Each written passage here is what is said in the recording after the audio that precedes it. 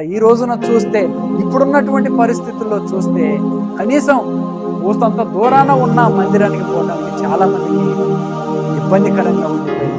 కొన్ని సంవత్సరాలకి వెనక్కి వెళ్తే మన పూర్వీకులు చేసినటువంటి భక్తి, ఎంతో శ్రద్ధతో చేశారు. వాళ్ళు భక్తి ఎంతో నిబద్ధతతో చేశారు, ఎంతో ఆసక్తితో చేశారు. ఎలాగ చేశారంటే, వాళ్ళకి దాదాపుగా 150 కిలోమీటర్ల దూరంలో మందిరం ఉన్న నా దేవుని మందిరంలో గడపాలనే ఆశతో ఉదయమే లేచి కుటుంబాన్ని చేతపట్టుకొని 20-30 కిలోమీటర్లు కూడా దేవుని మందిరానికి వెళ్ళి వచ్చిన వాళ్ళ కుటుంబాలు మనం చూడగలము. ఈ రోజున దేవునికి స్తోత్రం, హల్లెలూయా.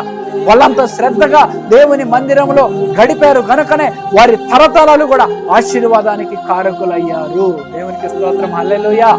కాబట్టి పిల్లరా, ఈ రోజున మనం ఆశించింది మనకి దొరకాలి అనంటే, మొదటిగా దేవుని మీద మన ఆశ ఉండాలి, రెండోదిగా దేవుని వాక్యం మీద మన ఆశ ఉండాలి, మూడోదిగా దేవుని మందిరం మీద మన ఆశ ఉన్నప్పుడు మనం ఏదైతే ఆశిస్తామో నిశ్చయంగా అది పొందుకుంటామో. దేవునికి స్తోత్రం, హల్లెలూయా, హల్లెలూయా.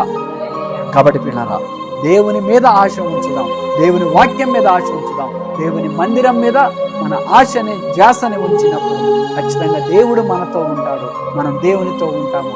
దేవుని కృప మనకి తోడై ఉండును గాక. అట్టి కృప దేవుడు మనకు అనుగ్రహించును గాక.